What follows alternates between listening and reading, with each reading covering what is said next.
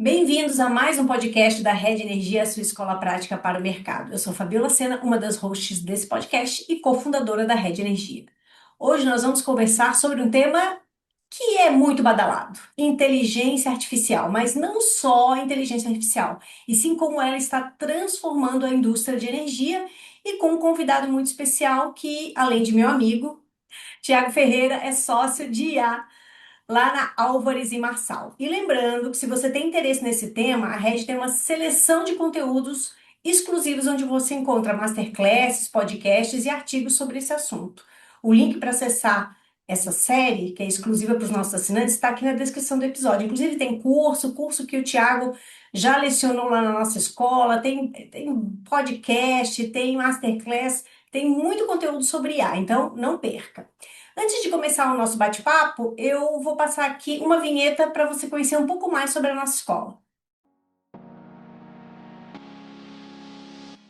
A Rede Energia é a escola de formação contínua para carreiras que precisam compreender tudo sobre negócios, mercado e regulação, os segmentos de geração, comercialização, transmissão, distribuição e transição energética. A Rede possui 3 produtos de capacitação: cursos in company, cursos avulsos com experts no mercado e a assinatura anual, nossa principal capacitação. Te convidamos a seguir a Rede Energia na sua plataforma de podcast favorita e também no Instagram, LinkedIn e Telegram para acompanhar todo o nosso conteúdo gratuito. Tudo isso você encontra no site da Rede, redenergia.net. Depois desse pequeno comercial, Thiago, por favor, se apresente e na sequência a gente já começa o nosso bate-papo. Obrigado, Bila, aí pela introdução, né? Prazer mais uma vez estar aqui com você, né? A nossa amizade é do tempo que como é que garantia física era energia assegurada, né? Então, vão-se mais de 23 anos. Então, sempre um prazer estar aqui com você. Estou aí mais de 20 e poucos anos no setor de energia, né? Nos últimos 3 anos fui migrando para a área de tecnologia e de IA. E hoje toco essa competência que a gente chama lá dentro da Álvares, né, de IA, tanto ajudando os clientes com processos de transformação, né, ou seja, fazer a gestão da mudança, capacitação, aculturamento das pessoas com a tecnologia, como também desenvolvendo ferramentas, a gente chama de Narrow AIs, né, as AIs específicas, de domínio específico, dentro da indústria de infraestrutura, e aí, né, energia e mineração são os carros-chefe, mas a gente faz óleo e gás, saneamento, outras indústrias de infra também. Legal, Thiago. Obrigada demais por mais um podcast. Você já gravou alguns aqui com a gente. E assim, antes de começar os assuntos específicos de setor elétrico, mercado de energia, eu queria que você contasse um pouco para a gente o panorama do estado da arte da indústria de IA aí de uma forma mais geral. Eu sei que você recentemente andou viajando, andou passeando por aí, foi para a China, foi para os Estados Unidos, foi para um monte de lugar.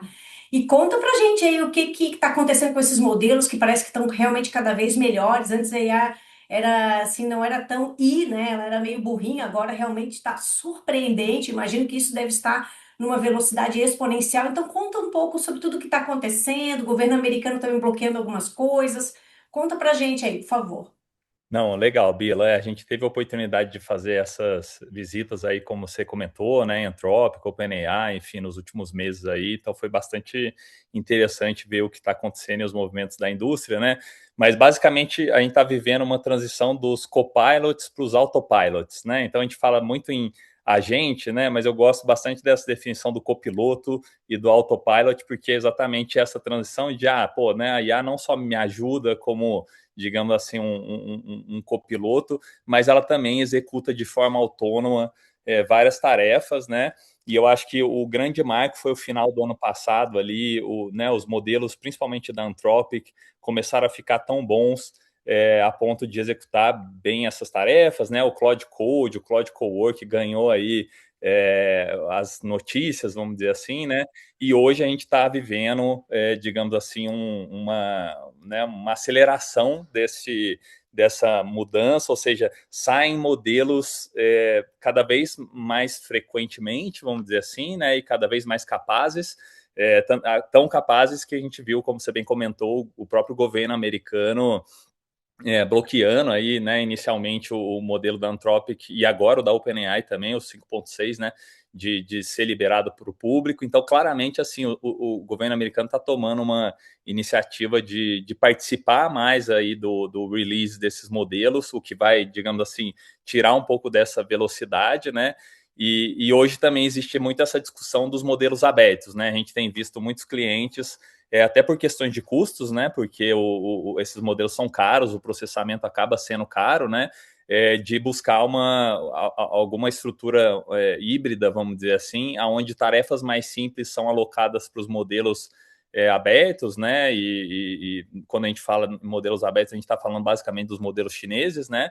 E tarefas mais complexas, obviamente, acabam vindo para os modelos da OpenAI e da Anthropic, que são os modelos, digamos assim, estado da arte, né? E isso eu vi bastante lá no Vale também, tá, Bila? Assim, as startups hoje do Vale do Silício, todas elas usam modelos chineses, assim, né? Óbvio que usam o Claude, principalmente ali para o Claude Code, para tarefas mais complexas de código e tal, mas para tarefas mais simples, o GLM mesmo, enfim, outros modelos chineses, né, o Kimi também, são modelos utilizados aí pelas próprias startups nos Estados Unidos, né? Então a gente está vendo esse tema. Então, assim, em termos de tecnologia, acho que é um pouco isso. E, assim, acho que uma componente bem importante aqui que a gente tem visto também nas empresas do setor elétrico, esse tipo de desafio, a gente tem ajudado algumas, é que cada vez mais o desafio da implantação da IA está deixando de ser um desafio tecnológico, porque os modelos já são muito bons, já resolvem a maioria dos problemas, vamos dizer assim, e ele está sendo um desafio de gestão, né? A gente vê que as pessoas assim, a disseminação da cultura de adotar a IA, ela é lenta dentro das empresas, né? As pessoas têm medo de ser substituídas, têm medo de ficar obsoletas. Então, assim, o grande tema hoje que a gente tem visto e trabalhado na indústria, ele tem a ver com a questão da gestão da mudança, né? E isso, inclusive, as próprias empresas de IA estão percebendo, tanto é que recentemente a própria OpenAI e a Anthropic anunciaram empresas de implantação, vamos dizer assim, né? Em algumas, a OpenAI é uma iniciativa standalone, a Anthropic é parcerias com consultorias que têm mais esse DNA de tecnologia, que estão aí no mercado, né? E ontem a própria Microsoft também anunciou uma iniciativa de deployment, que eles chamam, né? Ou seja, ela está criando também um braço para ajudar as empresas a implantar a IA, né? Então, o que a gente tem visto é isso, né? Pô, a tecnologia está lá, ela está pronta para usar e as empresas ainda estão, né? Enfim, as pessoas ainda têm muito medo, ainda não estão capacitadas, não estão letradas. A questão do letramento também é um negócio super importante. Aí a gente fala que principalmente, né, com os temas aí afetos da rede, né, essas trilhas, como você comentou aí, de IA e capacitações é algo que as empresas estão cada vez mais buscando, e aí, né, de novo aqui, fazendo, né, um jabá da rede aqui, cada vez mais o valor está não em conhecer a tecnologia, né, óbvio que isso é importante, mas cada vez o valor está em conhecer do negócio, na verdade, né, as empresas com mais sucesso em implantação de IA tem sido aquelas empresas que a equipe que está responsável por implantar IA, ela tem as pessoas da área de tecnologia, que entendem de IA, os engenheiros de IA, de software, etc., mas ela tem as pessoas do negócio, na verdade, assim, né? E cada vez mais, né, como codar está ficando, né, cada vez mais menos complexo, né? Eu acho que talvez o maior exemplo é um outro amigo nosso, que é o Zucarat, tem anunciado o Cobre aí, né? Eu não sei se você já entrevistou ele sobre isso, mas que é uma réplica do New Wave, que foi construída por, né, dois engenheiros dentro da ONS, assim, em poucos meses, né? Eu acho que é o melhor termômetro de que cada vez mais a tecnologia está acessível e cada vez mais conhecer do negócio é o diferencial e eu acho que é o que vocês trazem aí nas capacitações da rede, né? Então, enfim, acho que falei bastante aqui, mas tentei dar um panorama geral da indústria aqui. Se tiver algum ponto aí que você queira que eu explore mais também, fica à vontade, Bila. Eu quero sim. Em relação à indústria de energia, acho que você comentou desse desafio de gestão, mas eu queria entender até que ponto essas questões de, eu não sei se a palavra certa é governança, mas da importância desses dados, que são dados sigilosos, confidenciais, são dados do negócio, o quanto que isso também é uma fricção para essa adoção de IA. Uhum. Ou quando você fala em adoção de IA pelas empresas de energia, tem vários, imagino, várias categorias, né? Tem coisas mais operacionais e coisas mais estratégicas. Então, assim, se você puder dar um panorama já entendemos de forma global é a gestão, mas em relação Uhum. a áreas mais estratégicas, vis-à-vis áreas um pouco mais operacionais, os desafios eles são os mesmos ou eles variam dentro da própria indústria? Não, eles super variam, né, Bila? Assim, né? E até essas discussões de a gente fala, né, o make or buy, na verdade, né? Também, pô, uma área de RH, uma área de finanças, assim, geralmente são áreas mais parecidas, assim, entre indústrias, né? E você vai encontrar soluções que, né, por exemplo, o Harvey, né, que é uma solução, ou a própria Enter, que são startups aí, unicórnios já, né? Mais voltadas para o jurídico, vamos dizer assim, né? Então, pô, você vê as empresas adotando essas ferramentas mais globalmente, né? Quando vai para uma área assim de comercialização, regulatório, operação e manutenção, engenharia e implantação, assim, você já tem uma especificidade da indústria muito grande, né? E aí, obviamente, que você precisa ter, né? Muitas vezes as empresas estão optando por fazer internamente, construir esses agentes internamente, né? Seja com ajuda de consultorias, ou seja, constituindo áreas, né? Como, né, de novo, vou mencionar aqui o uso cara, né? Como o próprio Inés está construindo lá uma área de desenvolvimento interno, vamos dizer assim, né? Algumas empresas estão indo nessa linha ou né, buscar alguma solução no mercado. As empresas do setor elétrico têm usado muito o programa de inovação aí de P&D para buscar soluções, cada vez mais essas soluções de IA muito específicas assim dentro dessas chamadas, que agora está mudando um pouco o formato, está tendo essas chamadas públicas e tal. Então tenho visto isso. E claro que todas essas discussões passam por esse tema que você colocou da segurança de dados, enfim, né? Né, fazer isso de uma forma que né, não bote em risco tanto um vazamento de dados, como a gente viu já acontecendo com a própria Anthropic mesmo, assim, de vazar um pedaço de um código, etc. e tal. Mas como né, até acidentes, assim, tem uma empresa nos Estados Unidos que né, foi uma pessoa usou uma IA e apagou um banco, a IA apagou um banco de dados da companhia, enfim, e os dados não conseguiam ser recuperados, tal. Então, o que a gente tem visto e também ajudado algumas empresas a implementar, e aí até com parceria com Google, Amazon, é o que a gente chama de sandbox, assim, né? Então, muitas empresas maiores, assim, principalmente maiores, quando a empresa é menor é mais fácil de gerenciar. Mas quando a empresa é muito grande, milhares de funcionários, em geral eles estão criando uma, digamos assim, uma área, né, uma infraestrutura virtual onde você testa essas IAs, você tem cópias dos dados lá dentro, vamos dizer assim, né? E aí com isso você pode estar experimentando sem botar em risco sua infraestrutura, suas bases de dados da companhia, tá? Então isso é algo que a gente tem visto. E o letramento, né? E volta no tema do letramento de novo, né, cara? Melhor disseminação de melhores práticas, de como usar a IA, né? Enfim, o que você pode botar, o que você não pode. Desde as coisas mais básicas do não usar uma versão que não é paga, porque daí, pô, seus dados vão estar sendo compartilhados, vamos dizer assim, né? Até, pô, esse dado aqui é muito sensível, né? Vamos tentar não colocar ele na IA, enfim, né? Fazer todo o que está em volta e deixar isso enfim, para fazer, né, talvez sem o uso da IA, ou algumas empresas estão sendo mais bold, eu acho que talvez o exemplo da Axia seja o melhor exemplo aqui, que junto com o CPEL estão constituindo um data center, vamos dizer assim, né, e você consegue alugar um pedaço daquele data center, e aí vamos dizer assim, você tem uma segurança maior de que teus dados estão numa infraestrutura né, que está sendo rodado aqui no Brasil, etc e tal, enfim, né, e talvez dê um pouco mais de segurança em relação a esse tema dos dados, tá? Legal. Fazendo um jabá de mim mesma, fiz Redcast com o Zucarato, que daqui a pouco deve estar disponível. Na verdade, para os nossos assinantes já está, agora a gente está fazendo essa prática. Quem é assinante tem acesso 30 dias antes ao conteúdo dos podcasts, e daí depois a gente libera para o público geral, no YouTube, em todas as ferramentas de streaming. E eu também gravei um podcast com o Eduardo Campaner, que é especialista em cibersegurança, também deu várias dicas interessantes, então já conecta também aqui com o seu.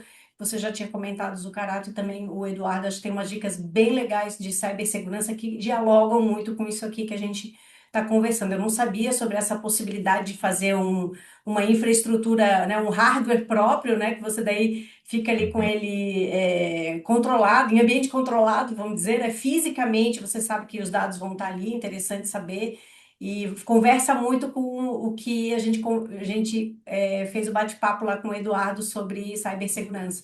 Logo, logo deve estar disponível também aí, então não percam, porque tudo isso é multidisciplinar. Isso que eu acho que é legal, que a realmente tem uma multidisciplinariedade muito grande, né? Porque você, além de falar com todas as áreas da empresa, você né, tá falando com compliance, com jurídico, do ponto de vista de como que você adota essa nova tecnologia dentro da empresa, né? Então, se a pessoa quer ficar e masterizar IA, ela realmente tem que saber, tem que ter essa visão bem global, né? E aí, Tiago, eu queria perguntar agora para você, o que que na prática, se você tiver exemplos melhor para a gente poder entender, coisas que estão aí, as empresas estão adotando ferramentas, automatizações, enfim, o que quer que seja, soluções, aplicações de IA, que as empresas estão adotando e estão de fato gerando valor. Se você puder trazer alguns exemplos para a gente realmente fazer, tangibilizar isso. Legal, não, Bila, com certeza, sim, a gente tem vários exemplos aqui. Aí eu vou me permitir fazer alguns que não sejam tão no setor elétrico, mas outros setores de infraestrutura de redes que eu acho que a gente consegue fazer as analogias aqui, né? Mas eu acho que tem, assim, primeiro tem esses dois grandes grupos, como você bem colocou, né? Tem um que é mais ganho de produtividade, vamos dizer assim, né? A gente está salvando horas dos funcionários para poder liberar essas horas para uma atividade mais estratégica, para né, para estar fazendo alguma outra coisa, tal. E aí, né, de novo, eu vou citar algumas aplicações aqui, mas tem um papel importante da liderança em fazer o framing do discurso de uma forma que não gere uma aversão das pessoas ou um medo, vamos dizer assim, né? Porque a primeira reação é, pô, eu vou acelerar uma coisa que eu fazia em uma semana, eu vou fazer em um dia, né? E agora, daqui a pouco, vão me mandar embora, na verdade, né? Então, a gente tem visto muito o papel da liderança importante nesse momento de falar, não, pessoal, vocês vão continuar alocando essas horas, mas em coisas mais estratégicas, vamos rodar mais cenários de um valuation, enfim, né? A gente vai usar essas horas para poder fazer outras coisas ou fazer melhor o que a gente já faz, né? E com isso enfim, né, e menos uma visão de redução de headcount e tal. E aí, pô, tem né, diversas aplicações nessa seara, vamos dizer assim, né? Então, tem desde aplicações regulatórias, um tema aqui que você, né, enfim, conhece muito melhor do que eu aqui. A gente tem feito algumas aplicações regulatórias, assim, tanto de por exemplo, né, a empresa tem obrigações com a ANEEL de enviar documentações e tal, então uma IA que revisa aquela documentação, que ajuda na preparação, que gera uma primeira versão de um relatório de né, obras excepcionais na distribuição, por exemplo, né? Então são obras que não são tem uma expressão que eu até me esqueci aqui agora, né? Mas que aí é contabilizado lá na revisão tarifária, né? E toda, digamos assim, a prestação de contas dessas obras para a ANEEL tem que estar feita de uma determinada forma, tal. Então, uma IA que ajude nisso, né? Na questão da transmissão também, vários temas regulatórios. Por exemplo, num grande cliente de mineração, a gente fez uma IA para a questão de CAPEX de rodovia, de ferrovia, por exemplo. Né? Então, ele né, tem muitos fornecedores de serviços na parte de rodovia e os contratos são geralmente contratos de 100 páginas, etc. E tal. E quando vem a medição mensal desses vários fornecedores, tem dois analistas só para poder validar se aquilo está de acordo com o contrato é super longo e tal, então acabava passando um monte de coisa, né, e a gente construiu uma IA que faz a ingestão né, uns agentes que fazem a ingestão desses contratos, comparam com as notas de medição né, e com isso a gente conseguiu melhorar em 3% o gasto de CAPEX de ferrovia desse cliente. Então, assim, você tem coisas desde redução de horas, como eu comentei, até coisas assim mais materiais dessa aqui que eu falei, né? Tem vários casos de acelerar próprio desenvolvimento de software, né, Billy? Então, pipelines que ajudam o próprio desenvolvimento de software. Eu acho que, né, vou usar aqui de novo o exemplo lá do Cobre, do Zuca, né, porque é um exemplo público. No caso, não foi a gente que ajudou, mas, enfim, né, é um caso de ferramentas de IA sendo utilizadas para poder acelerar o desenvolvimento de modelos aqui do setor elétrico. Isso, né, reduzir bastante os prazos de implantação, né?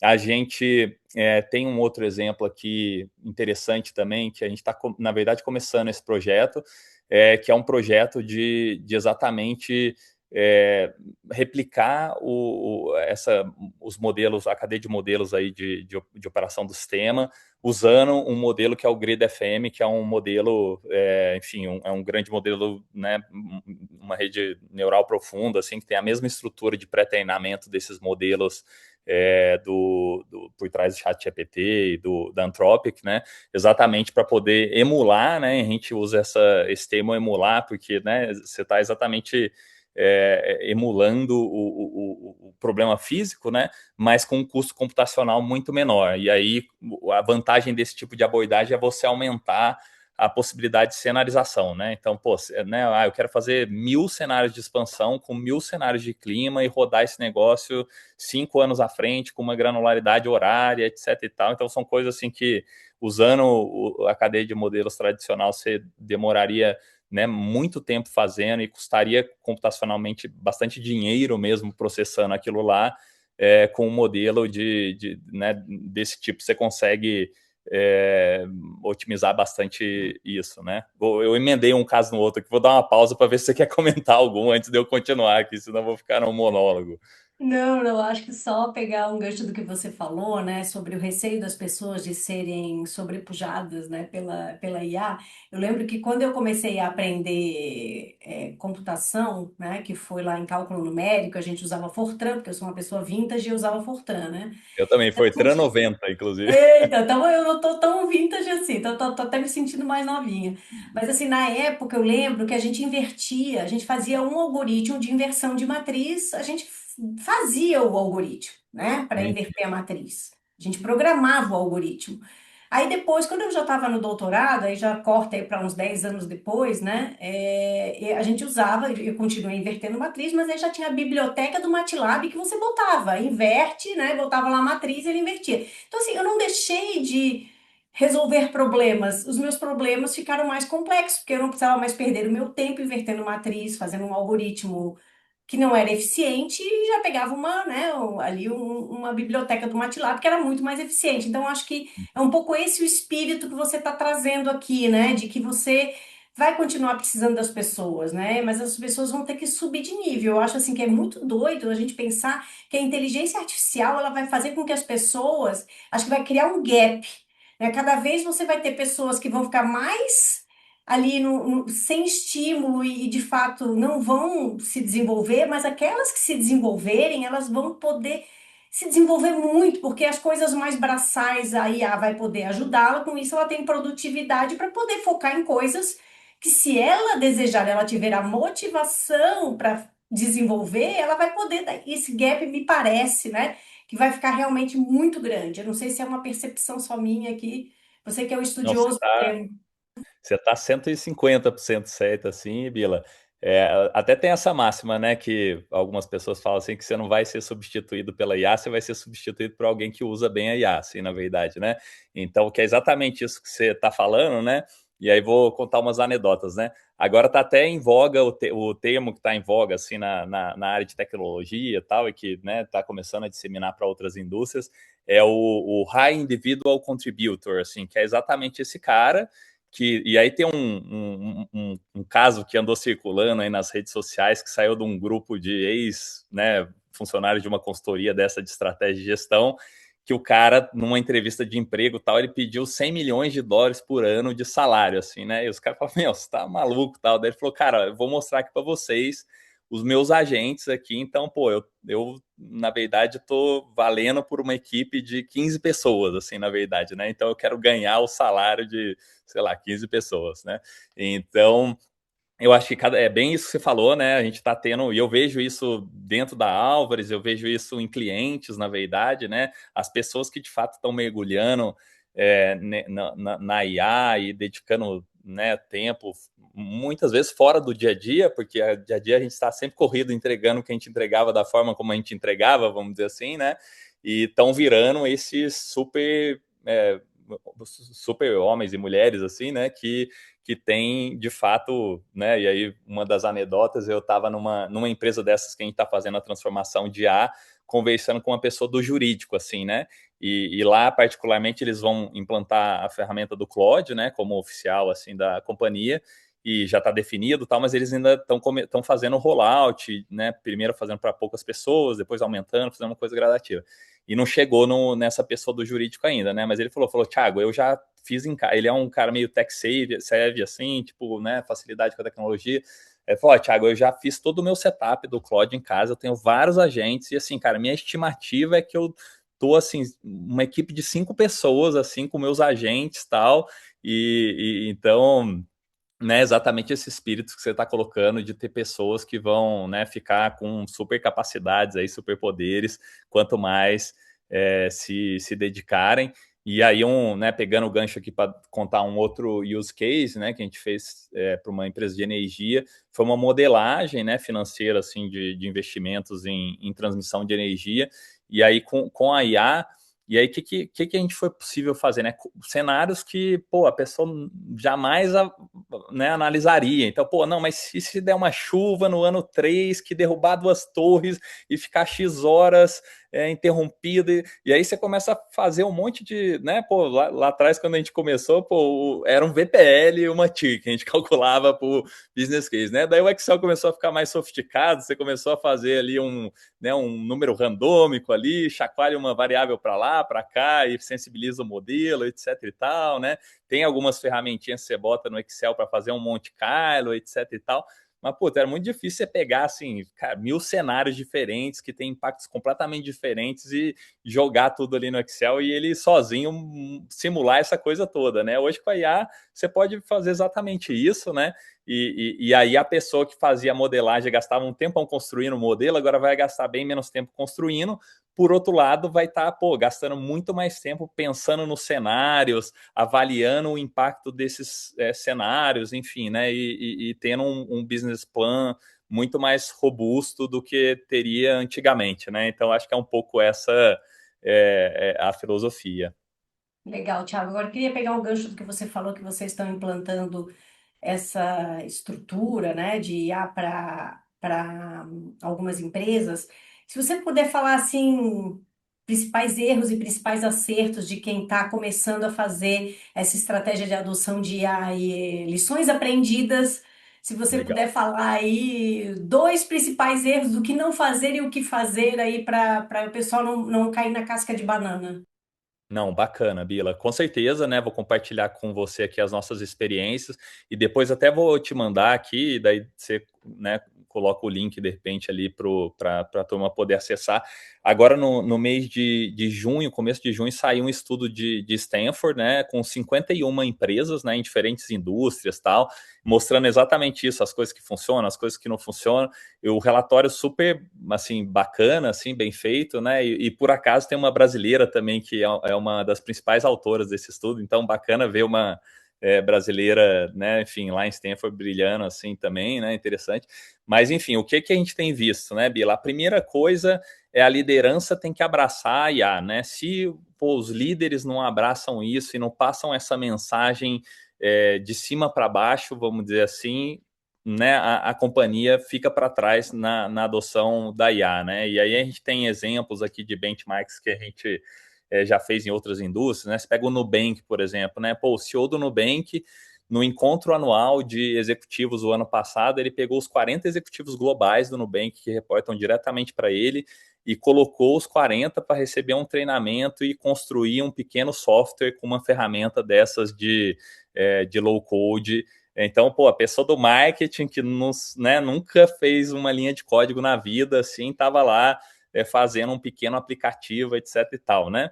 E a mensagem era, pô, né, ele não espera que essas pessoas construam software no dia a dia, mas era exatamente para, né, assim, imbuir nessas pessoas esse mindset do quão a IA é capaz de permitir coisas que não poderiam ser feitas anteriormente, né? E isso ser algo disseminado de cima para baixo na companhia, né? Então, acho que esse é um grande ponto, né? Um segundo ponto é o letramento, né? E aí eu volto aqui no Jabá da Red, né? Eu acho que, pô, o letramento tem sido fundamental, na verdade, dentro das empresas. E uma coisa que a gente tem visto, e também saiu um artigo na Harvard Business Review, depois eu te mando também o link para você poder divulgar aí, que é bem interessante, é o valor do peer learning, assim, na verdade, né? É claro que é importante as empresas construírem as trilhas, terem as trilhas síncronas, assíncronas, por área, etc e tal, né? O conhecimento do negócio cada vez mais importante, então é legal ter trilhas, né, uma para a área de operação e manutenção, outra para IA na comercialização, outra para IA no regulatório, então tudo isso é importante, mas assim, mais importante, o que mais acelera a disseminação é o aprendizado com os pares, assim, na verdade, né? Então é um cara que ensina uma coisa para outra pessoa, que ajuda a outra a construir uma automação no Copilot, ou um prompt ali no Claude, ou no chat, enfim, seja lá o que for. Então, assim, e a questão do peer learning, ela é uma questão cultural, na verdade, né? Porque você precisa estimular essa cultura dentro da empresa de, a gente vai premiar o cara que para 1 hora por semana do trabalho dele para ensinar os coleguinhas, vamos dizer assim, né? Então, isso tem sido algo que a gente, na camada do change management, assim, quando a gente está rodando esse tipo de projeto, a gente tem bastante preocupação em criar essa cultura da inovação sair dos silos, assim, né? O pessoal de tecnologia antigamente falava muito dos dados em silos, né? Toda empresa você vai, os dados estão em silos, cada área bota num lugar diferente, você não tem um data lake, tal. É um problema, mas mais do que isso, na era da IA, a gente está vendo a inovação ficar cilada, assim, né? E eu te falo que isso acontece na minha equipe, assim. Eu já peguei coisas que 2 pessoas sentadas uma do lado da outra, um resolveu um problema, criou uma automação no Claude e não passou para o coleguinha do lado. E aí, quando eu descobri isso, eu falei, por que você está usando e o cara ali do lado não está usando? Ele, puta, eu fiz isso aqui para melhorar minha vida, mas não sabia se ia ser importante por outro, se não ia ser. E às vezes não é nem por mal, assim, né? O cara quer esconder a inovação e tal, mas é por não saber mesmo que aquilo vai ser importante para o outro e tal. Então, a gente tem estimulado as empresas a criarem plataformas de disseminação desses casos de uso, vamos dizer assim, né? A gente tem visto empresas que estão fazendo já coisas simples, assim, cria um SharePoint onde todo mundo joga os prompts lá e aí, tem uma biblioteca de prompts, vamos dizer assim, que é o caso mais básico, né? Até estruturas mais complexas, por exemplo, aqui dentro da Alves a gente usa o Claude também como ferramenta oficial, né? E aí a gente tem um marketplace de skills, de plugins do Claude, onde todo mundo pode ir lá e fazer o download, modificar aquela skill, e aí vem para a nossa aprovação aqui, né, para checar coisas de segurança, etc. Então, tem uma governança em torno disso, né? Mas ferramentas e ambientes que ajudem essa disseminação da inovação são importantes. Assim, uma coisa que a gente faz também aqui dentro, estimula os clientes a fazer. A gente tem um Tech Bytes, assim, então toda sexta-feira alguém, né, pega o palco e vem apresentar um caso de uso seu. Assim, eu construí uma automação para poder, né, ajudar sei lá, coisas desde simples, assim, pegar os prints do iFood para reembolso, vamos dizer assim, sei lá, e aí o cara criou um agente para fazer isso, desde coisas bem simples assim até coisas mais complexas. Então, criar também esses fóruns de disseminação dos casos de uso tem sido algo bem interessante. Então, se eu pudesse pegar 2 coisas aqui, tem outras, mas enfim, né? Eu pegaria essa, assim, né? A liderança abraçar isso, esse discurso vir de cima para baixo, né? E a questão do letramento, de estimular o peer learning, né? Enfim, não adianta achar que o time que está rodando a transformação de ar numa empresa de 1.000, 2.000, 3.000 pessoas, como são as empresas do setor elétrico, vai ser capaz de mudar, né? 5 pessoas vão ser capazes de mudar 1.000, assim, né? Você precisa do fator multiplicador, e o fator multiplicador é criar uma cultura onde as pessoas queiram passar o conhecimento para frente, tá, Bila? Legal. Tiago, agora eu quero que tu pegue a tua bola de cristal, por gentileza, e vamos tentar pensar aí para os próximos anos. O que que eu sei que é difícil fazer previsão normalmente, e no contexto de A, muito mais difícil, né? Porque esses modelos de Uhum. fato são exponenciais. Mas assim, conta um pouco do que você espera aí, curto, médio prazo, porque longo prazo acho que é impossível, né? Mas Uhum. fala um pouquinho aí, o que que tá aparecendo na tua bola de cristal. Não, legal, Bila. Eu acho assim que em termos de, assim, os modelos vão continuar avançando numa velocidade, né, cada vez maior, né? A gente vai ver essas tensões geopolíticas assim sendo cada vez mais importantes. Então, né, esse tema da IA soberana, né, vai ser um tema que eu acho que vai está cada vez mais presente, né? Alguns países vão começar a ter essa visão de, pô, eu quero que os meus dados fiquem sendo processados aqui dentro do meu território, né? Então, por exemplo, como a gente aqui como infra, a gente atende outras geografias, né, aqui na Álvares, por exemplo, eu vou te dar um exemplo de Dubai, um cliente que a gente estava fazendo um projeto lá e falou, cara, eu quero ter certeza que esses dados estão sendo processados num data center que está aqui dentro, na verdade, assim, né? Pô, não, não, mas eu não sei o data center que está sendo processado. Cara, não quero saber, eu quero que você me garanta que a solução está sendo processada num data center aqui dentro, que meus dados não estão sendo, né, saindo fora da minha geografia, assim, né? Então, temas como esse, eu acho que o Ministério de Ciência e Tecnologia está estimulando a construção de um modelo de LLM brasileiro, etc e tal. Isso eu acho menos relevante, tá? Eu acho que o crítico está na infraestrutura, então acho que ter a soberania sobre a infraestrutura é um negócio legal, então acho super legal essa iniciativa da Axia e do CPEL aí de criar um data center local aqui, fazer uma curadoria de dados para o setor elétrico, né? Então isso eu acho que é algo que vai ter cada vez mais, digamos assim, né, vai estar cada vez mais disseminado. Eu não vejo nenhuma, assim, acho muito difícil qualquer tarefa que não vai ser atingida pela IA, assim, né? Então, puta, se a pessoa tá, não, puta, porque o meu negócio aqui é físico, eu tô lá na obra, né? Como, por exemplo, é bastante do trabalho aqui da Auras, cara, mesmo nesse tipo de ambiente, a gente está vendo, né, colocação de câmeras com IA de imagens para interpretar a imagem. Em saúde e segurança, a gente está, né, fazendo um projeto com o cliente para poder também capturar a imagem e estar identificando áreas de risco, assim. Então, mesmo essas áreas que estão mais próximas do físico, assim, eu acho que né, com certeza vão ser sofrer influência da IA em algum momento, e eu acho que quem está pensando que não vai é o motorista de táxi na era do Uber, assim, né? Então, putz, né? A minha dica aqui para as pessoas é, cara, não subestime o poder da IA, ela vai, de fato, mudar a forma como você trabalha, né? Então, acho que esse é um ponto. Outro ponto que a gente vai ver os fluxos de trabalho mudando bastante, né, Bila? Então, por exemplo, aqui, consultoria, você sabe bem, porque você também está nessa área, a gente faz muito PowerPoint, na verdade, né?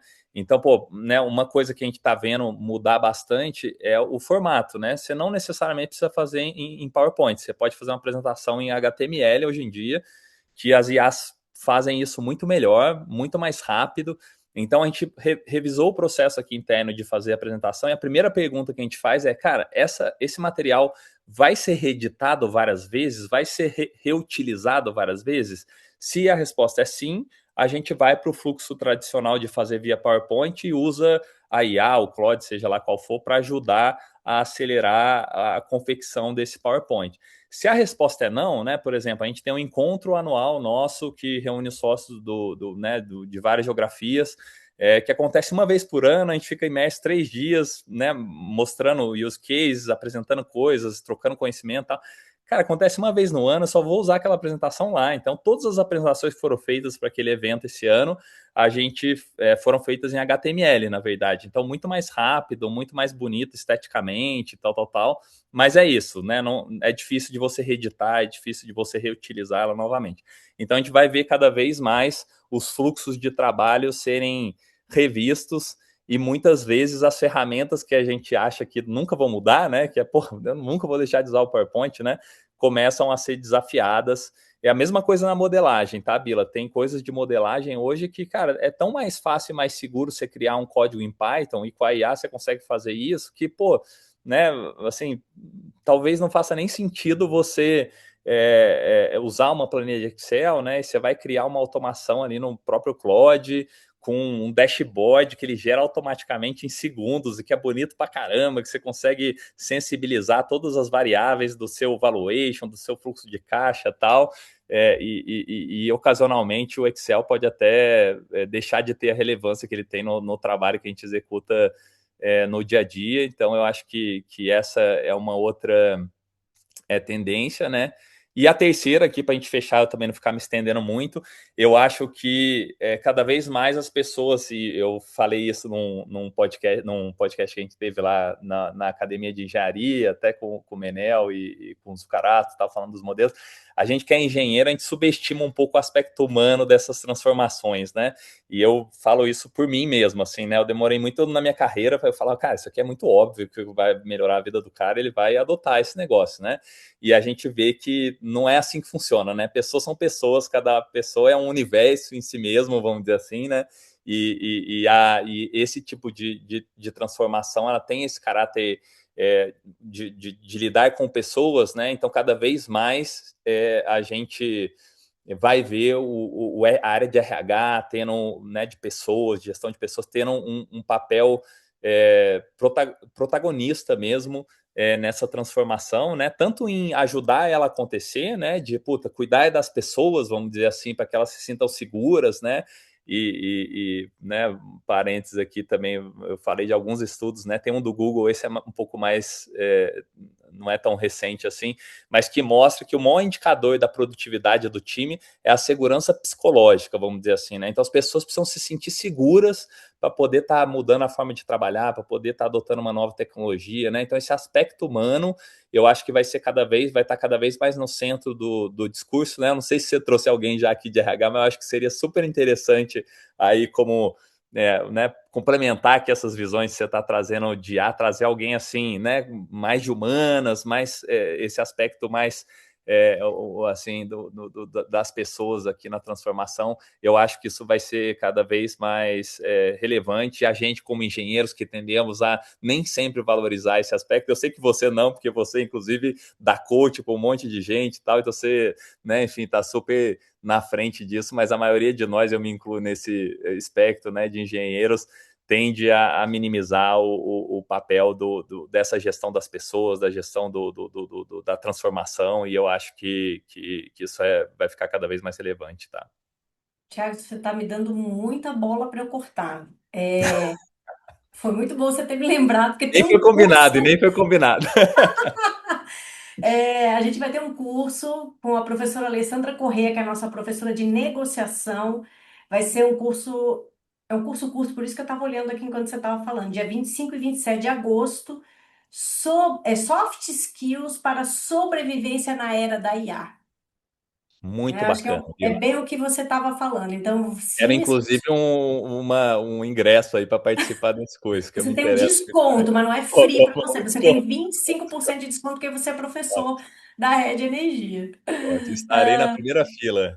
Então tá, legal. E a Alessandra Corrêa você conhece, né? Mora Claro, aqui em claro. Floripa Excelente também, então profissional. ela é Tenho ótima. certeza que vai ser um baita Muito, do curso. assim, foi muito boa a nossa conversa, Thiago. Eu sempre digo, né? Foi uma piadinha meio pronta minha, né? Que a inteligência artificial não é o remédio para a burrice natural, né? O que eu digo. Meio politicamente incorreto, mas assim, eu acho que o que está por trás disso é, muitas vezes as pessoas acham, não, eu não vou precisar mais estudar, porque tudo eu vou perguntar para a IA e ela vai me responder. Não é assim, né? Então você vai ter que continuar estudando, você vai ter que continuar ampliando o seu repertório para ter capacidade de julgamento, que é o que a Uhum, IA não tem. Né? Então, eu acho perfeito. que essa é a beleza da coisa. Se você quiser estar no extrato de cima, e não no extrato de baixo daquele gap que eu falei, você vai ter que ampliar seu repertório, né? Então, eu acho que a escola ela continua sendo esse celeiro para você se posicionar no extrato de cima, né? De fato, como é o nome do curso da Alê, né? É sobrevivência Uhum. mesmo, você sobreviver e sobreviver muito bem, né? Ser de fato, como é que chama o indivíduo lá de alta. Gostei O demais. High Individual Contributor, o Nossa, HIC. gostei demais. Vou até andar estudando um pouquinho sobre isso aí que eu achei bem Vale a pena, vale a interessante. Bem pena, vale a legal. pena. Não, super Nossa, legal. E, Tiago, Bila, assim, né? Pô, vou fazer um comentário aqui só, pô, né? E é interessante porque as universidades existe uma inércia para se adaptarem nisso, até por questões legais, né? Você não pode mudar a grade do curso, etc e tal. Então a gente tem visto isso. Eu lembro quando saiu o pacote do Office, também você lembra, né? Existiam escolas de ensinar o Excel, o Word e tal, e hoje é uma coisa que, pô, né? Assim, se a pessoa não tiver, ela nem entra no processo seletivo, na verdade, né? E eu acho que a IA é a mesma coisa, e a gente tem visto o modelo ser um modelo diferente, né? Veículos como a Red, né, tendo esse protagonismo de se adaptar mais rápido nas trilhas, vamos dizer assim, né, e entregar de fato aquele conhecimento que é o que importa, na verdade, né? Então, fico feliz de ver que, pô, antes desse podcast você já estava na frente aí, trazendo a lei para falar dos soft skills, né? Eu acho que isso, pô, né, com certeza é um tema super importante. A gente está até lá dentro da Alvarez, a gente está redesenhando junto com o RH a matriz de competência do consultor, na verdade, porque é isso, pô, as competências da consultoria ou de qualquer outra área do conhecimento, vamos dizer assim, vão mudar na IA, né? E eu acho que ter essa visão aí dos soft skills é super importante, tá? Então, só queria fazer esse adendozinho aqui Muito para bom. Não, foi deixar. muito bom. A nossa conversa foi ótima, porém ela chegou ao fim, né? Que a gente já está quase há 1 hora conversando aqui, né? Tem pano para manga esse tema, é muito gostoso. Se deixar dois falador, né? Bem, a escola está sempre de portas abertas para você. Se você quiser deixar aqui um jabazinho, um recadinho para os nossos ouvintes, fique à vontade. Não, Bila, eu acho que é isso, assim, acho que a gente já colocou um pouco do que a gente vem fazendo aí durante, né, a fala, pô, né, sou super acessível aí, né, LinkedIn, enfim, né, entrar em contato aí com vocês têm aí meu contato direto também, estou super aberto aí a qualquer, né, aluno aí da Red que tenha mais dúvidas, queira aprofundar em algum tema, enfim, né, estou à disposição aí de vocês sempre. Brigadão, Thiago. E antes de me despedir, vou deixar aquele recadinho. Se você gostou desse episódio, sabe que tem muitos outros, já são quase 200. E para deixar aqui as sócias da Red Energia feliz, aqui esse produto gratuito para você, deixa aqui o seu 5 estrelas, seu joinha, que a gente fica muito feliz. Até a próxima. Valeu, Bila, tchau, tchau, até a próxima. Este foi mais um episódio do Redcast, que também está disponível no YouTube e na plataforma da Red Energia. Acompanhe o Redcast na sua plataforma favorita e receba uma notificação sempre que adicionarmos um novo episódio. Se você gostou desse episódio, não esqueça de compartilhar e deixar um comentário ou avaliação. Até a próxima!